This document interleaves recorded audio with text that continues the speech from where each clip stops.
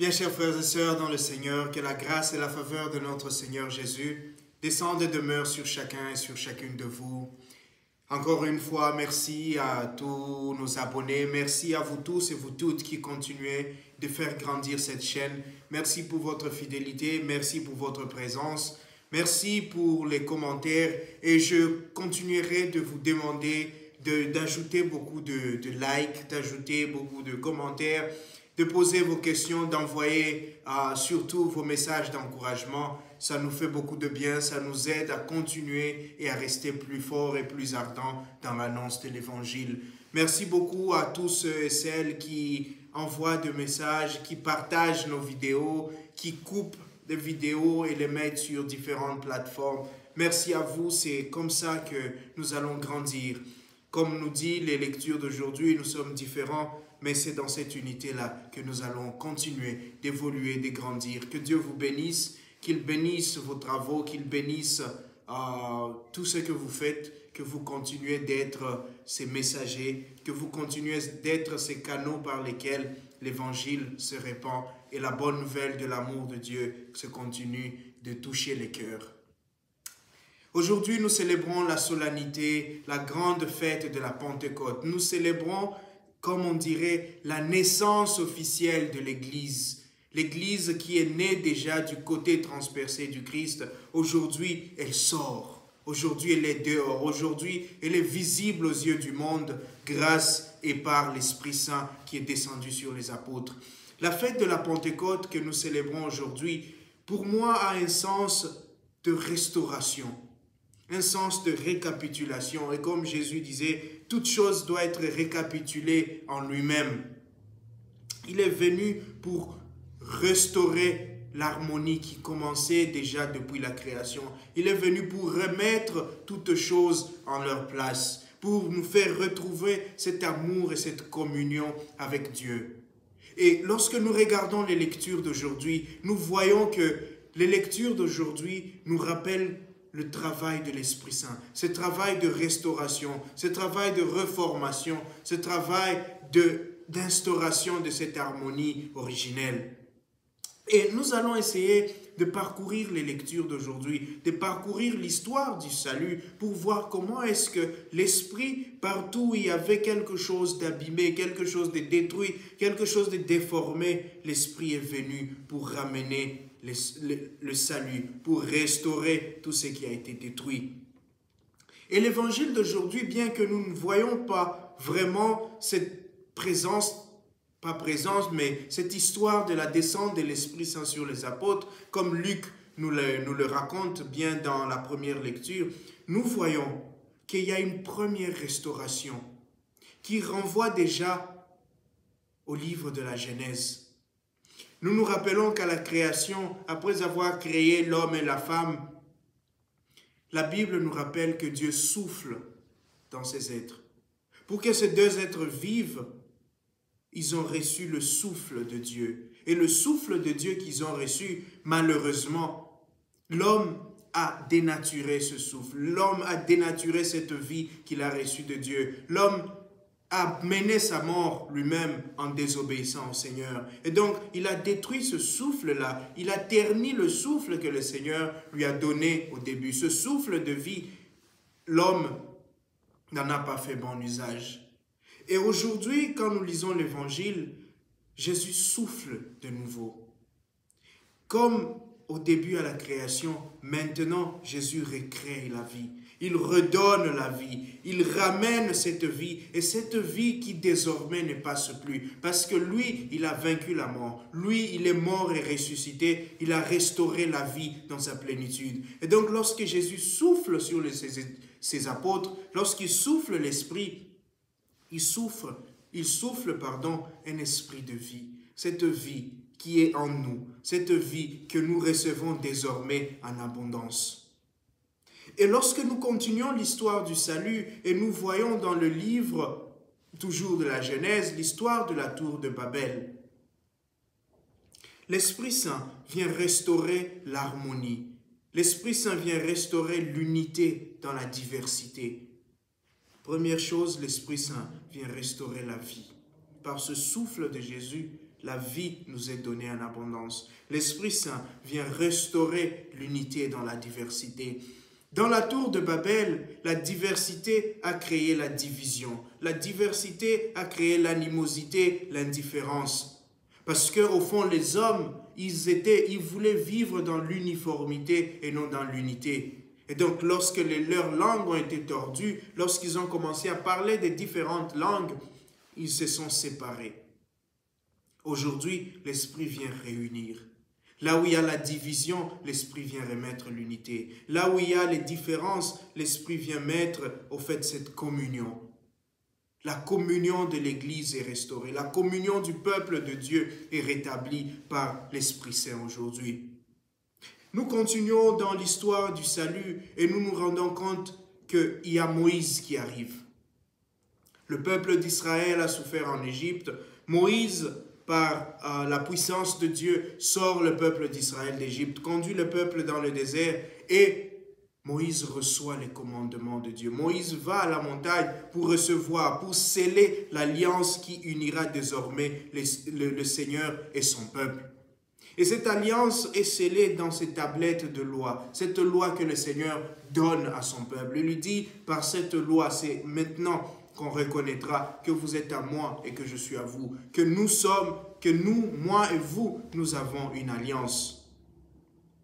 Et aujourd'hui, l'Esprit Saint, la manière dont Moïse reçoit les tablettes de la loi, il y a dans cette montagne-là, il y a la fumée, il y a le vent qui souffle, il y a le tremblement. Et dans cette même ambiance, le Seigneur donne aujourd'hui cette nouvelle loi. Cette loi d'amour qui est par dans son Esprit Saint. En donnant l'Esprit Saint au monde, aujourd'hui le Seigneur donne cet amour. Il scelle une nouvelle alliance. Et cette alliance n'est plus une alliance qui va passer parce que ces tablettes, vous savez, la première fois, Moïse les a brisées parce qu'il a vu que le peuple adorait. Ces tablettes étaient extérieures au peuple. La nouvelle alliance, c'est une alliance qui est scellée entre Dieu et nous, mais de manière intérieure. L'Esprit est en nous. Le peuple de Dieu n'habite plus sur la montagne. Dieu habite dans les cœurs de ses fidèles. Dieu habite avec son peuple. Il est en nous. Nous sommes devenus désormais son temple. Et en parlant de temple, ça nous rappelle l'histoire de l'Exode. L'Exode où Dieu descend finalement pour habiter au milieu de son peuple. Et aujourd'hui, Dieu descend par l'Esprit Saint pour habiter dans nos cœurs. Dieu n'est plus extérieur à nous, il est en nous, il est au plus profond de nous, il est en communion avec nous. Désormais, nous avons accès à Dieu à n'importe quel moment. Nous n'avons plus besoin d'aller sous la tente de la rencontre pour écouter Dieu. Nous l'écoutons dans notre cœur. Dieu vient restaurer cette unité, Dieu vient restaurer cette fusion, cette communion qu'on avait avec lui depuis le commencement. Et si nous lisons les prophètes, nous lisons Ézéchiel, nous lisons Isaïe, ou nous lisons même le prophète Joël, nous nous rappelons que Dieu a promis, il a promis de faire de son peuple un peuple de l'alliance. Je serai votre Dieu et vous serez mon peuple. Et aujourd'hui, par l'Esprit Saint, cela s'accomplit. Nous sommes désormais un peuple de Dieu. Nous sommes désormais la nation qui s'est choisie. Non plus seulement des individualités, mais nous tous ensemble, nous sommes devenus ce peuple-là. Ce peuple que Dieu s'est choisi, ce peuple qu'il s'est donné lui-même.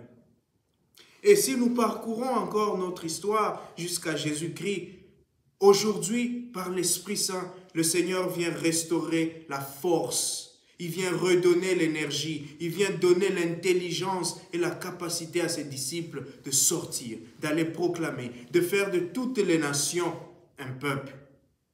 Les promesses, rappelez-vous, qui ont été faites à Abraham, à Isaac et à Jacob, aujourd'hui ces promesses s'accomplissent. Dieu a promis à Abraham de lui donner une multitude, de faire de lui le père d'une multitude. Et cette multitude, c'est par l'Esprit Saint qu'aujourd'hui nous devenons cette multitude.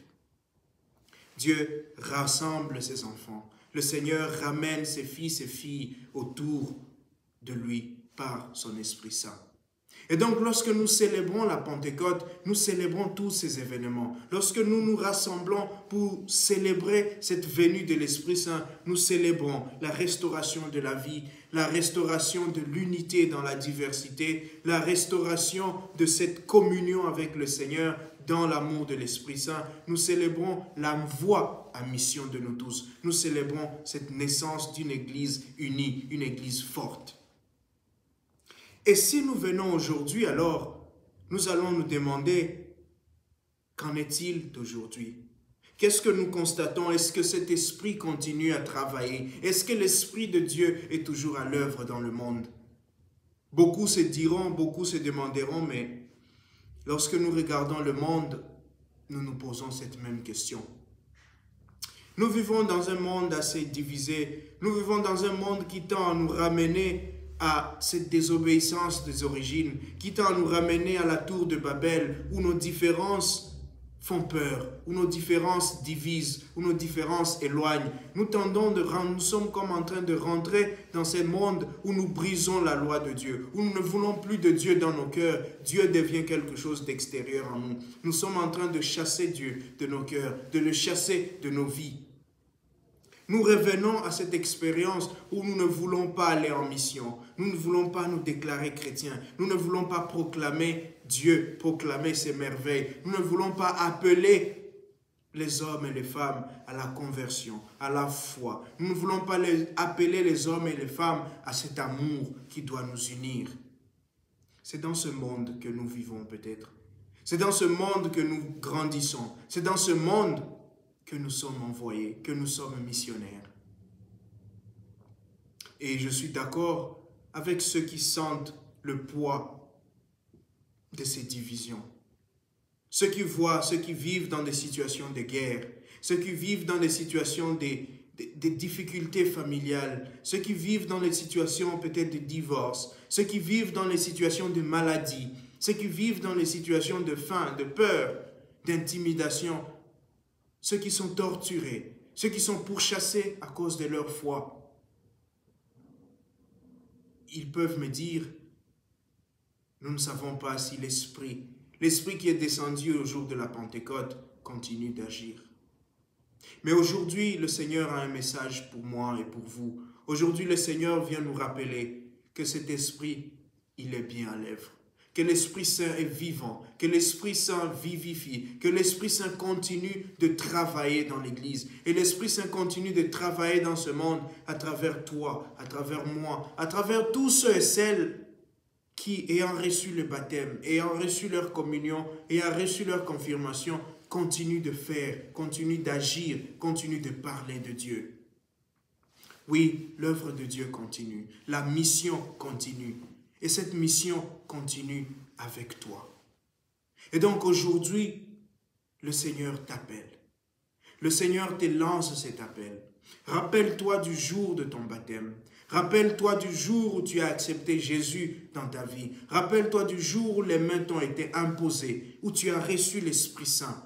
Ce jour-là, tu as conclu une alliance avec Dieu. Ce jour-là, tu as promis à Dieu qui sera ton Dieu. Ce jour-là, tu as promis à Dieu que désormais je vais te servir. Que désormais je vais aller, je vais proclamer tes merveilles. Ce jour-là, tu as dit à Dieu, les différences seront pour moi des atouts. Les différences seront pour moi une richesse. Tu as promis à Dieu que tu vas aller répandre son amour. Que tu vas parler de lui aux hommes et aux femmes par tes paroles, par tes actions, par ta qualité de vie. Rappelle-toi de ce jour-là. Aujourd'hui, le Seigneur appelle chacun et chacune de nous à continuer son œuvre. Parce que c'est avec nous que l'Esprit agit. C'est en nous que l'Esprit agit. Nous sommes unis à Dieu. L'Esprit Saint, il est là. Il est là, il veut nous aider. La grâce de Dieu nous est donnée. Et l'Église nous propose des chemins. L'Église nous propose des moyens de raviver cette grâce, de nourrir cette grâce. L'Eucharistie, le moyen par excellence de recevoir le Christ, de retrouver cette force de l'Esprit Saint, l'Esprit qu'il a soufflé sur nous et sur ses apôtres. La confession. Aujourd'hui, dans l'Évangile, nous entendons Jésus instaurer cela. Ceux à qui vous retiendrez le péché, ils seront retenus. Ceux à qui vous enlèverez le péché, ils seront enlevés. La confession, ce sacrement de réconciliation, nous permet de renouer le lien avec l'Esprit Saint. N'ayons pas peur. N'ayons pas peur de revenir à l'Esprit. N'ayons pas peur de renouer avec l'Esprit de Dieu. Chers frères et sœurs, demandons cette grâce aujourd'hui. Que l'Esprit Saint qui est descendu sur les apôtres continue de nous éclairer, de nous guider. Que le Seigneur envoie son Esprit Saint sur nous-mêmes, sur moi, sur toi, sur nos familles, dans nos foyers, dans nos couples, dans nos communautés. Que le Seigneur envoie son Esprit sur son Église pour que nous soyons des personnes qui apportent la vie, pour que nous soyons des personnes qui prêchent l'unité, qui défendent l'unité, qui respectent la diversité, pour que nous soyons des personnes qui vivent en communion avec l'Esprit, pour que nous soyons des personnes, enfin, qui aillent, qui proclament la parole de Dieu, qui proclament la vie et qui annoncent les merveilles de Dieu. Que le Seigneur nous donne cette grâce aujourd'hui et tous les jours. Amen.